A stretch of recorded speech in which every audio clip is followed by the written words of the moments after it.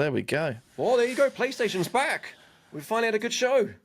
So it was definitely their strongest show I've watched from a good while from them. Yeah. So it was back to back. They chewed over the fat maybe a little bit at the end of that last game reveal, but otherwise they didn't try and fill it with pork because they could have easily have done Ghost of Yotei for 5-10 minutes, you know. And I thought they were going to do that as well. I was like, what was your highlight then? Looking forward to the most. I think I was sort of really. I mean, it might even be the fact that Ark is on this one. And I'm not a massive Marvel. Right. I don't really care too much about the Marvel universe, gotta be honest. But the fact that Ark are making this, and I love the Ark games, that for me I think was the bit of a crescendo piece because the Guilty Gear series, the BlazBlue. There's been the one fighting game I've felt truly accessible since Tekken 3. Like Tekken 3 is still one of my favourite of all times. Oh yeah, Eddie Gordo. I mean, you know, says it right. So calm down. Well, I was just spamming the breakdancing move. That's how I won. Hit the Eddie button in the chat right now. So that for me, I think is a highlight. There's a couple of interesting ones. I was really surprised by. Was it the Road 96 or 80? I can't remember the name of the game, but the guys behind that, what they're doing with this, you know, this multiplayer game they're working on, a real departure from what we've usually seen from them. So that looked like it could be interesting just to give that one a play. And then, so for me, it's a toss-up between Silent Hill F and this.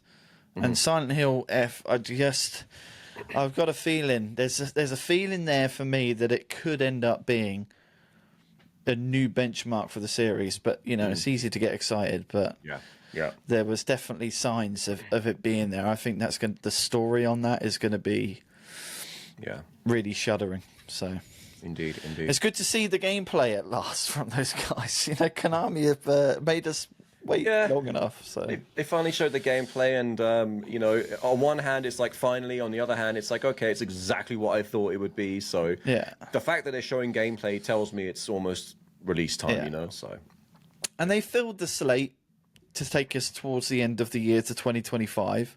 There's enough coming in there. Is it as big hitting as what Xbox has done at the start of this year? I'd probably argue probably not, but at least we can see stuff ahead of us now. Well, I mean, but still no Wolverine. Still no Wolverine, exactly. And that's an interesting point, because you've got a bunch of games that have been announced for the next 6 months on the PlayStation front, and we haven't even seen what Xbox has got up their sleeve yet. Yeah. And then, of course, you know, Jeff Keighley likes to take money under the table, among other things. So he's going to drop his sprinkles of... Like, 2025 is looking amazing so far. Yeah. Well, we were saying at the end of our last podcast, there's got to be a lag effect somewhere where this going to start to dry. But maybe PlayStation will be moving again at that point, and it might be an Uno reverse moment for Xbox. You just don't know. Yeah, I mean, that shift, you can definitely see a direction turn in that Sony shift from the last 3 years of live service junk they've put out. So can you remember the game that you said we've not heard of for ages? It was shown earlier in. We thought it could have been Death Stranding, but it wasn't. Pragmata. So that, I think, from what I saw of it, looked really interesting. That may have been my third spot game there. So and then the Mortal Kombat collection. Take the nostalgia out of the way.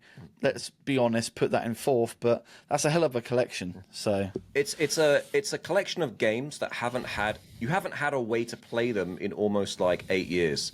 It got removed from Steam because of incompatibility with newer versions of Windows.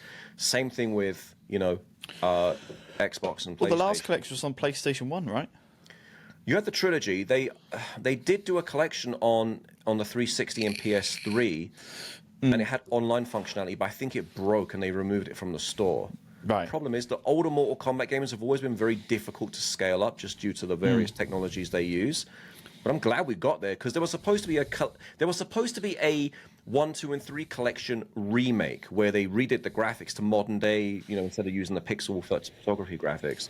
So Didn't see anything of that in there.